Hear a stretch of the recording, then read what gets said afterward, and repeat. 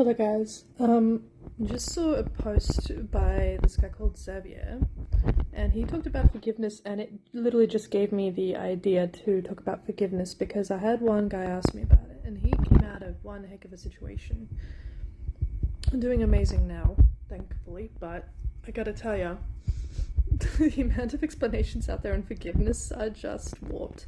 They do look a little bit woo-woo, they do look a bit crazy. What I wanted to say was my version of forgiveness includes people who might have done you wrong in high status areas, and I came up with a method, mind you, because I knew that I did not want to stay in a crappy spot around people all day. Resentment is not a very professional looking thing, and neither is it a good medicine for the heart, so let me explain. What does forgiveness consist of? Yeah? Forgiveness is primarily a tool I use, I did say a tool that I use, in order to overcome something funky that happened in the past between myself and someone. And it usually gets funnier when, and by funny I mean harder, when someone is either supposed to caretake of you, pay your bills, or like be an employer, someone who's in a status that is responsible over your well-being in a very frank sense. I've had those kind of circumstances, and one way that I got out of them was by making up this thing called a box. The box is called the silly box. The silly box made it easier for me to forgive those who had high status over me because of these variants. Yesterday, they could have been in a rage. Yesterday, something might have screwed them over. Yesterday, maybe they did not get enough love from their partner. Yesterday, maybe a whole plethora of things could have happened to a very fallible person, a very squeezy person.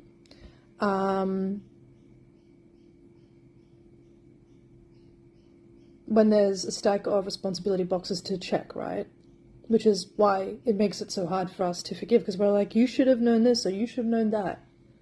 What if we were talking to a person relatively deaf by some feeling? What if we were talking to a person relatively blinded by a feeling?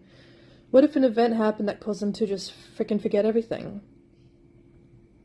In my experience, I did not want to really let that keep going, because I knew that I was, in fact, looking at very talented, very clever people who just wanted to live and move on with things. Therefore, to move over these ideals and just to move over whatever's going on in the spot, I made this thing called the silly box in order to forgive someone within an instant of whatever it is that was on the fence. Whatever was unsettling me, I would have to just go, you know what, God, this is what's happened, but you know what, at the end of the day, I want a smooth palette, I want a clear palette between this person and me, and I just want to have a nice, pleasant, harmonious time with them. I'm not going to project onto them.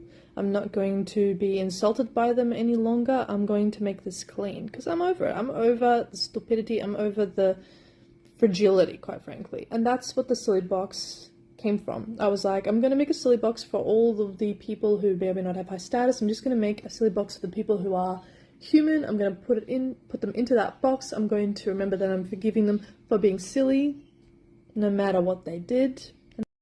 Guys, on such an epic topic like forgiveness, because I know how epic it is and how biblically strong it is, I want to show you that I would not push this onto people necessarily unless they had this criteria. You've got all 3 essentials that make you richer than 90% of the population, such as roofing, clothes, food, schooling, hopefully. You've got more stability than a lot of people. That's great, because then you can actually do this. Of course, you could be homeless on the street and forgive someone. That's not part of the understanding I'm trying to give you guys, is that when life is pretty bloody fallible, and we know this, when life is squishy and, you know, you're walking through muck sometimes more than you anticipate, that is kind of the status quo on this planet, and that's the understanding that I brought in as I was coming into church at God in the City. And I want to say that the whole point of stable roofing and housing means that you will not be in your body sitting, analyzing, being stressed out all the time about where you will be the next day. This is for the person that's already got the roofing. Now, For the person that comes from a plethora of traumatic experiences, I'm so sorry, but there's life, and there's certainly better than what you think is ahead, because your lenses are at the moment full of rage, quite frankly. There's a lot of rage, a lot of injustice out there. That's very much understandable. What the silly box and what the forgiveness quota is all about is actually just the intention and the understanding that in a world where no one's perfect, not even yourself, and you know that, you understand that, you accept that, you just want to clear the palette between yourself and your relationship with people. And it cannot come when you've got a whole plethora of condemning, accusing voices in your head. It comes only when you are clear on what it is that you want in that relationship with that person. Hope that clears up. Complete transparency here, I'm going to mention when and what it is that made me come up with this idea, and also what made me really want to do this ambitious thing of just forgiving people on the spot. Because I had enough of it. I had enough of feeling resentment towards people who I thought should know better.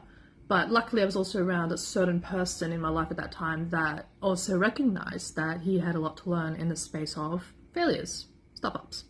So I was one day on the bus, coming from work to home, and I just went, you know what, if I've been forgiven by other people, then I should forgive them back.